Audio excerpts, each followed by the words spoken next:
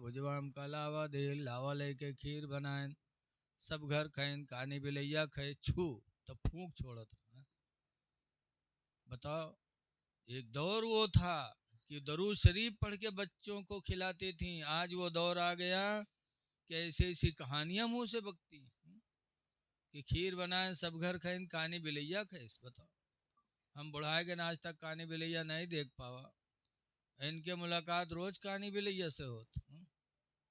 اسی لیے مفتی احمد یار خان نعیمی نے تفسیر نعیمی میں لکھا ہے کہ بے ادب ماں بادب اولاد جن سکتے نہیں.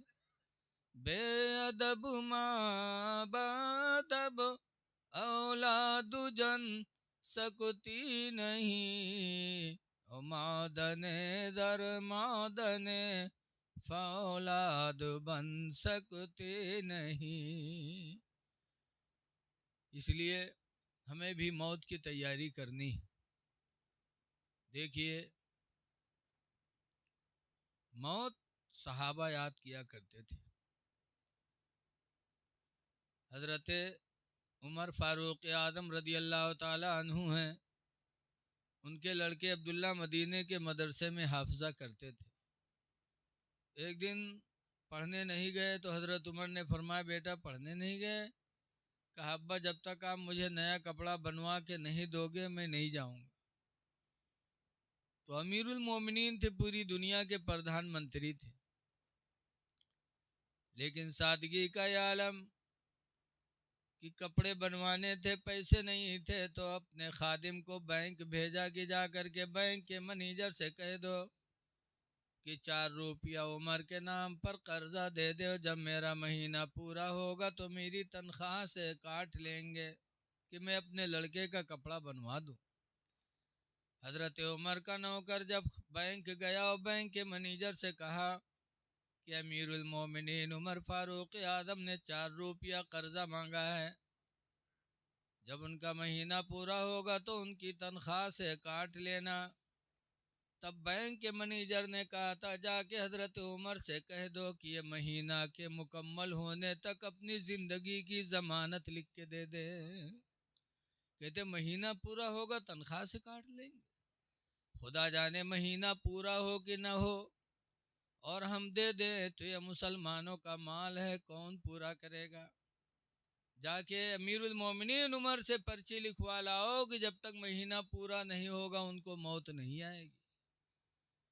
حضرت عمر بیٹھے تھے انتظار میں. جب وہ بینک سے ان کا نوکر واپس آیا تو حضرت عمر نے فرمایا لاؤ. لائے تو اس نے کہا کہ امیر المومنین بینک کے منیجر نے آپ سے مہینے کے پورے ہونے تک زندگی کی ضمانت مانگی ہے کہ آپ لکھ کے دے دو کہ مہینہ پورا ہونے سے پہلے آپ کو موت نہیں آئے گی.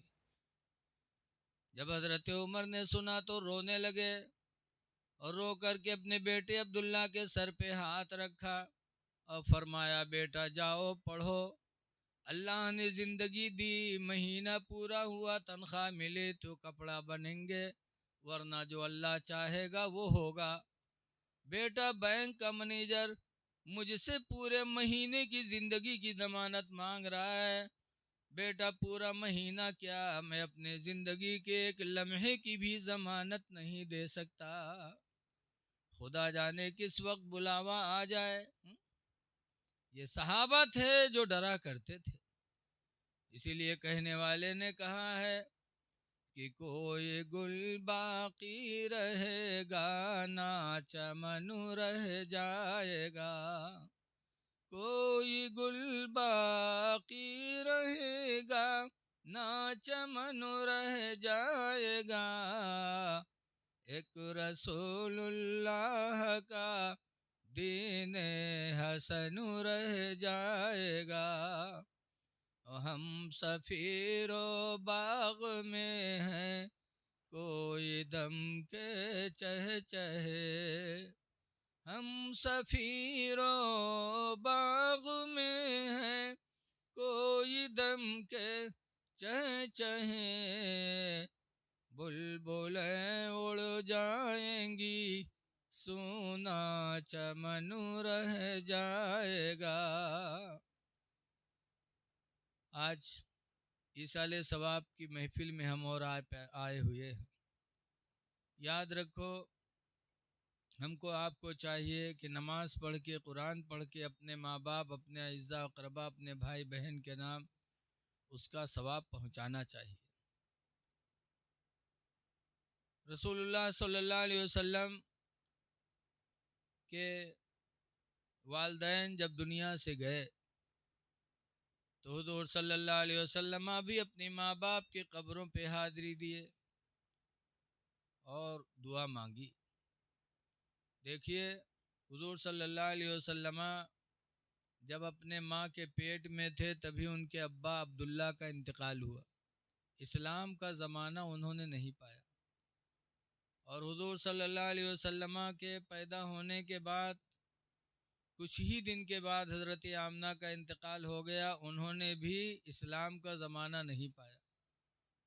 تو سرکار کو اس کا صدمہ تھا کہ میرے ماں باپ کو اللہ نے اسلام کا زمانہ عطا نہیں فرمایا۔ تو ایک دن اونٹنی پہ حضور جا رہے تھے اور حضور کی بیوی حضرت عائشہ پیچھے بیٹھی تھیں۔ اتنے میں حضرت عائشہ کہتی ہیں کہ مدینہ منورہ کے قریب ایک چھوٹا سا جنگل تھا۔ جب اس جنگل میں سواری پہنچی تو حضور اچانک اونٹنی سے نیچے اتر پڑے اور روتے ہوئے جنگل کے اندر گئے۔ حضرت عائشہ کہتی ہیں کہ مجھے گھبراہٹ تھی کہ حضور نے کچھ بتایا بھی نہیں اور اترے اور رو کر کے اور جھاڑ میں چلے گئے۔ تو حضرت عائشہ کہتی ہے میں گھبرا رہی تھی۔ اتنے میں حضور واپس آئے تو مسکراتے ہوئے آئے۔ تو حضرت عائشہ کہتے ہیں اللہ کے رسول، میرے ماں باپ آپ پر قربان ہوں، آپ گئے روتے ہوئے اور آئے ہنستے ہوئے۔ تو حضور فرماتے ہیں میری بی بی عائشہ، اس جنگل میں میری ماں حضرت آمنہ کی قبر ہے۔ جب اس جنگل سے گزرا تو مجھے اپنی ماں کی یاد آئی، تو میں اپنی ماں کی محبت میں رو پڑا اور روتے ہوئے قبر پہ گیا، اللہ سے دعا مانگی تو اللہ تعالیٰ نے میری ماں کو دوبارہ زندگی عطا فرمائی۔ قبر پھٹی اور میری ماں آمنہ نکلی اور انہوں نے اسلام قبول کیا اور پھر قبر میں چلی گئیں۔ تو اس لیے مجھے خوشی ہوئی کہ اللہ تعالیٰ نے میری ماں کو بھی ایمان کی دولت عطا فرما دی۔ اسی طریقے سے اپنے باپ حضرت عبداللہ کی قبر پر بھی گئے اور وہ بھی قبر پھٹی، نکلے اور اسلام کو قبول کیا۔ اسی لیے ہم اہل سنت والجماعت کا عقیدہ ہے کہ حضور کے ماں باپ بھی مومن ہیں، اور اس سے بھی ثابت ہوا کہ ماں باپ کی قبروں پہ جانا ہے میرے پیغمبر کی سنت ہے۔ اسی لیے حضور فرماتے من زار قبر ابویہ فی کل یوم جمعہ، جس نے ہر جمعہ کو ماں باپ کے قبر کی زیارت کی، فغفر له ما تقدم من ذنب وما تأخر، تو اس کی وجہ سے اس کے اگلے پچھلے گناہ معاف کر دیے جائیں گے۔ اسی لیے ہمیں بزرگوں کی قبروں پہ بھی جانا چاہیے ثواب لینے کے لیے، اور گناہ بخشوانا ہو تو ماں باپ کی قبروں پہ جانا چاہیے۔ اس لیے اپنے لوگوں کو ہمیشہ دعاؤں میں یاد رکھو، اس لیے کہ مردے چاہے ہمارا بھائی ہو چاہے ماں باپ ہوں، قبر میں یہ اس دعا اور ایصال ثواب کا اس طرح انتظار کرتے ہیں کہ حضور کے چچا عباس کہتے ہیں کہ حضور نے فرمایا جیسے کوئی دریا میں ڈوب رہا ہو تو وہ انتظار کرتا ہو کہ کاش کوئی آ جاتا اور مجھے دریا سے نکال لیتا، ایسے ہی قبر میں مردے ایصال ثواب کرنے والے کا انتظار کرتے ہیں کہ کاش کوئی میرے نام قرآن پڑھ کے صدقہ کر کے ایصال ثواب کر دیتا۔ تو خوش نصیب ہیں ہمارے بھائی اخلاق صاحب اور ان کے بھائی لوگ جنہوں نے اپنے بھائی کے ایصال ثواب کے لیے آج ماشاء اللہ انہوں نے یہ خرچ کیا، اور خرچ کرنا چاہیے، اس لیے کہ صدقہ یہ بلاؤں کو ٹال دیتا ہے اور صدقہ سے اللہ کا غضب بھی ٹھنڈا ہو جاتا ہے۔ دیکھیے آج جب دنیا سے کوئی جاتا ہے تو لوگ روتے ہیں، اور روتے ہیں، اسلامی انسانی فطرت ہے، آنکھ سے آنسو آتے ہی، لیکن اعلیٰ حضرت امام اہل سنت فرماتے ہیں آنکھیں رو رو کے سجانے والے،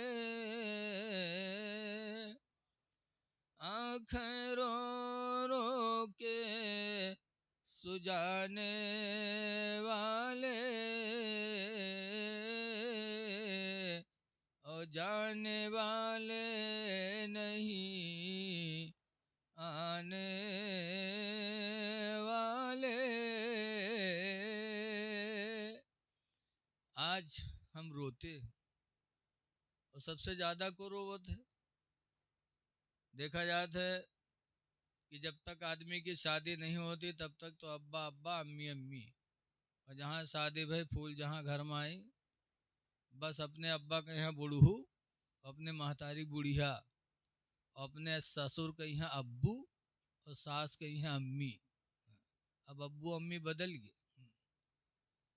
آنے کے بعد پھر نوجوان کو ماں باپ سے الگ کر دیتی ہیں، کان میں پھونکنے لگتی ہیں کہ بڑھیا بڑھوا پیچھے کب تک لگے رہیے، دور کر دیتی۔ اور پھر وہی ساس سسر جب مرتے ہیں تو وہی پتوہیا ایسا روت ہے، اتنا روئی اتنا روئی ہے کہ گری دھڑام سے، لاگت ہے بہو کی روح چلی جی، پھر اٹھائیے پھر گری بھڑام سے۔ یہ دکھاوا ہے، دکھاوا۔ آج بھی ایک جگہ مٹی میں ہم گئے تو پتہ چلا کہ لڑکا بمبئی میں تھا، بمبئی سے پلین کر کے دلی پہنچا، ڈائریکٹ پلین نہیں ملی، پھر دلی سے لکھنؤ پہنچا، یہ دکھانے کے لیے کہ ہم ماں باپ کو بہت چاہتے ہیں۔ آج دیکھا جاتا ہے کہ ابا اماں سے الگ ہو جاتے، کھانا نہیں پوچھتے، کبھی دوا نہیں پوچھتے، اور جب وہی ماں باپ بیمار ہوتے ڈاکٹر جواب دے دیتا تب جائیں دودھ لے کے منہ میں گھسوڑے۔ اب بتاؤ باپ کا دل نہیں جلتا ہے کہ جب میرے حلق میں جانے والا تھا تب تو نے پوچھا نہیں، اور جب آج میری حالت اس طرح پہنچی کہ میرے اندر کچھ جا نہیں رہا ہے تو زبردستی دودھ پلانے آیا۔ اے لوگو، ماں باپ کی خدمت کر لو، ماں باپ و دولت ہے۔ حدیث پاک میں قرآن کریم میں اللہ فرماتا ہے اما یبلغن عندک الکبر احدہما او کلاہما، ماں باپ تمہارے دونوں بوڑھے ہو جائے یا ایک بوڑھا ہو، فلا تقل لہما اف ولا تنہرہما، تو ان کو جھڑکو نہ اور ان سے اف کی بولی نہ بولو، ان کو جھڑکو نہ۔ اور دوسرے نمبر پر اللہ فرماتا وَقُلْ لَهُمَا قَوْلًا كَرِيمًا، اور اے میرے بندے ان دونوں سے تو میٹھی بولیاں بولا کر۔ اور تیسرے نمبر پر فرماتا وَخْفِضْ لَهُمَا جَنَاحَ الذُّلِّ مِنَ الرَّحْمَةِ، اور اے میرے بندے ماں باپ کے سامنے اپنے بازوؤں کو رحم دلی سے جھکا لیا کر۔ اور چوتھے نمبر پر اللہ فرماتا وَقُلْ رَبِّ ارْحَمْهُمَا كَمَا رَبَّيَانِي صَغِيرًا،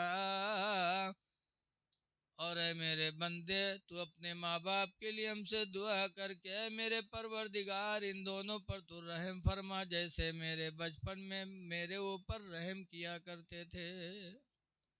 تو اس لیے ماں باپ کو راضی کرنے کی کوشش کرو۔ 4 دن کی زندگی اللہ نے دی، حضور فرماتے من صلی الصلوات الخمسہ، جس نے 5 وقت کی نماز ادا کر لی، ودعا للوالدین، اور ماں باپ کے لیے دعائیں مانگی، نماز پڑھی اور ماں باپ کے لیے دعا مانگی، تو حضور فرماتے فقد ادى حق اللہ، تو اس نے اللہ کے حق کو ادا کر دیا، وحق مولا، وحق والدیہ، اور اپنے ماں باپ کے حق کو بھی ادا کر دیا۔ نماز پڑھا تو خدا کا حق ادا کیا، اور نماز کے بعد ماں باپ کے لیے دعائیں مانگی تو اس نے ماں باپ کا حق ادا کر دیا۔ اس لیے لوگوں، نمازوں کی پابندی کر لو۔ نماز مومن کے لیے معراج ہے، اور کل کی رات آنے والی، اسی رات میں حضور کو اللہ نے معراج کرائی، اور معراج میں ہم امت کے لیے نماز کا تحفہ عطا فرمایا۔ اب آپ اپنے مقام کو پہچانو کہ ہمارا آپ کا مرتبہ کتنا بلند ہے۔ اسی معراج کی رات میں جب سدرہ پر جا کر جبریل نے ساتھ چھوڑا تھا تو حضور نے فرمایا تھا، جبریل کوئی آرزو؟ تو جبریل نے کہا تھا، ہاں یا رسول اللہ صلی اللہ علیہ وسلم، آپ اللہ کی حضور میں جا رہے ہو، آپ اللہ سے میرے لیے اجازت مانگ لینا کہ کل قیامت کے دن آپ کی امت پل صراط کے اوپر سے گزرے تو اللہ مجھے اجازت دے دے کہ میں اپنے پروں کو آپ کی امت کے پیروں کے نیچے بچھا دوں اور آپ کی امت میرے پروں کے اوپر سے گزر جائے۔ اب بتاؤ کہ ہمارا آپ کا قدم کتنا مرتبے والا ہے کہ ہمارے آپ کے پیروں کے نیچے جبریل جو فرشتوں کے سردار ہیں وہ اپنا پر بچھانے کی تمنا کر رہے ہیں، اور پھر انہی پیروں سے ہم زنا کے لیے جاتے ہیں، انہی پیروں سے ہم شراب پینے کی طرف جائیں، انہی پیروں سے ہم جوا کھیلنے کے لیے جائیں۔ اے لوگوں، ذرا سوچو کہ ہمارے قدم ہیں کہاں اور کہاں جا رہے ہیں۔ اعلیٰ حضرت امام اہل سنت رضی اللہ عنہ نے فرمایا تھا کہ پل سے اتار